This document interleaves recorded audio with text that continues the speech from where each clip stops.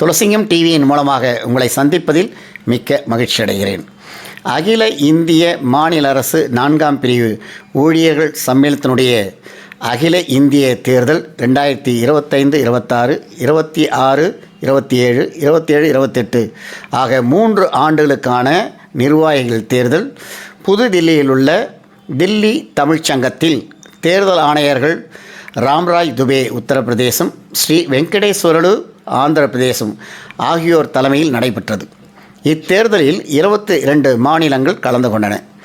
இந்த தேர்தலில் தமிழ்நாட்டை சார்ந்த தமிழ்நாடு அரசு அலுவலக உதவியாளர்கள் மற்றும் அடிப்படை பணியாளர்கள் மாநில மைய சங்கத்தினுடைய மாநில தலைவர், அகில இந்திய துணைத் தலைவராகவும், மாநிலத்தினுடைய பொதுச் செயலாளர், அகில இந்திய துணை பொதுச் செயலாளராகவும், அகில இந்திய அமைப்பு செயலாளராக எம் சண்முகம் அவர்களும், அகில இந்திய பிரச்சார செயலாளராக து முருகன் அவர்களும், அகில இந்திய தென் மண்டல செயலாளராக ப இசக்கி முத்து அவர்களும் தேர்வு செய்யப்பட்டார்கள்.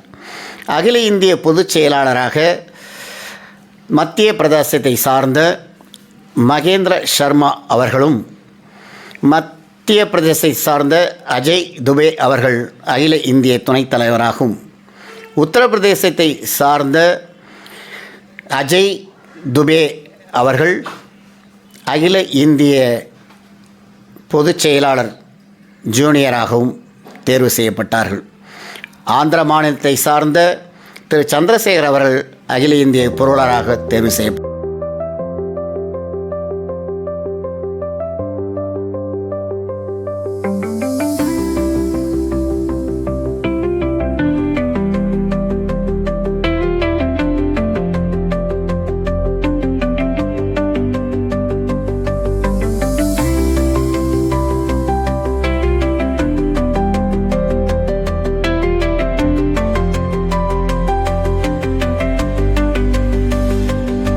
அகில இந்திய அளவில் கன்னியாகுமரி முதல் காஷ்மீர் வரை உள்ள அனைத்து மாநிலத்திலும் உள்ள மாநில அரசு பணியாளர்கள் மிகவும் பாதிக்கக்கூடிய சூழல் இருக்கிறது. எனவே இந்த கூட்டம் மாண்புமிகு பாரத பிரதமர் அவர்களை 8வது ஊதியக்குழு காலதாமதம் ஏற்பட்டாலும் கூட எங்களுக்கு 1/1/2026 முதல் இந்த 8வது ஊதியக்குழு நிர்ணயம் செய்யப்பட்டு அமுல்படுத்த வேண்டும் என்ற கோரிக்கையை பாரத பிரதமருக்கு வேண்டுகோளாக வைக்கிறோம். 2வது கோரிக்கை, இந்தியாவில் உள்ள அனைத்து மாநிலங்களிலும் தற்பொழுது பணியிடங்கள், அரசு பணியிடங்கள், அதாவது தனியார் மயம் ஒப்படைத்து வரப்படுகிறது. இது மத்திய அரசு தொழிற்சங்கத்திற்கு அறிவித்த நடைமுறைப்படி அனைத்து மாநில அரசுகளும் இப்பொழுது பின்பற்றி வருகின்றன.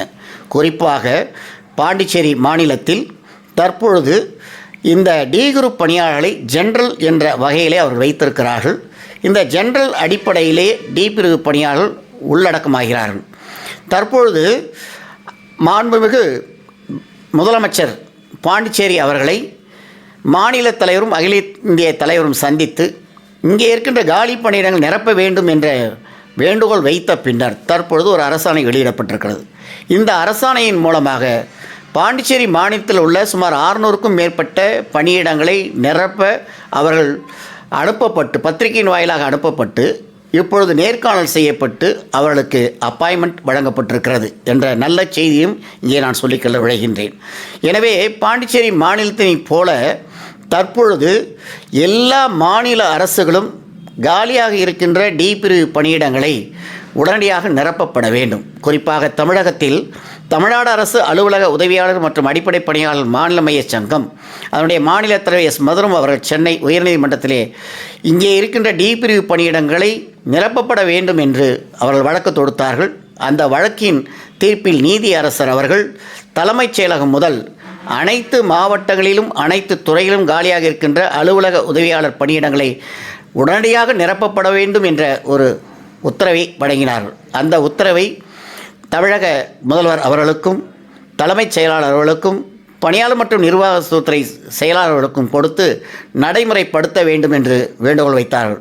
அந்த வேண்டுகோளை ஏற்று பணியாளர் மற்றும் நிர்வாக சீர்திருத்தத்துறை தற்பொழுது மனிதவள மேலாண்மைத்துறை அரசு செயலாளர் அவர்கள் தலைமைச் செயலகத்தில் இருக்கின்ற அனைத்து அரசு செயலாளர்களுக்கும் இந்த நீதி அரசனுடைய தீர்ப்பை ஏற்று நடைமுறைப்படுத்த வேண்டும் என்று ஆணையிட்டார்கள்.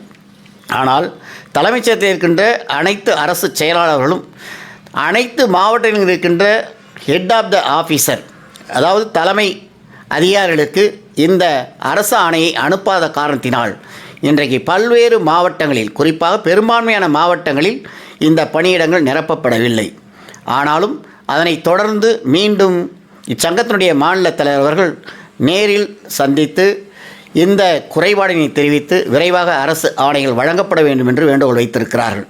தமிழக அரசு விரைவாக அரசு ஆணையை வெளியிட்டு அனைத்து மாவட்டங்களிலும் காலியாக இருக்கின்ற அலுவலக உதவி பணியிடங்கள் நிரப்பப்படும் என்ற நம்பிக்கையோடு நாங்கள் காத்திருக்கிறோம். அந்த நம்பிக்கை பொய்த்து போகுமானால் விரைவாக நீதிமன்ற அவமதிப்பு வழக்கு தொடர தமிழ்நாடு அரசு அலுவலக உதவியாளர் மற்றும் அடிப்படை பணியாளர்கள் மாநில அமைச்சகம் முடிவு செய்திருக்கிறது. எனவே அன்பார்ந்த இந்த டிவியின் மூலமாக பார்க்கின்ற நேயர்களுக்கு ஒரு அன்பு வேண்டுகோள் வைக்கிறோம். நீங்கள் ஒவ்வொருவரும் இந்த நிகழ்ச்சியை பார்த்து கொண்டிருக்கிறீர்கள், ஆனால் சப்ஸ்கிரைப் செய்யாமல் பார்த்து கொண்டிருக்கிறீர்கள். எனவே இந்த நிகழ்ச்சியை தொடர்ந்து நீங்கள் பார்க்க வேண்டுமானால் ஒவ்வொருவரும் சப்ஸ்கிரைப் செய்து பார்க்கும்படி உங்களை அன்பாக கேட்டுக்கொள்கிறோம்.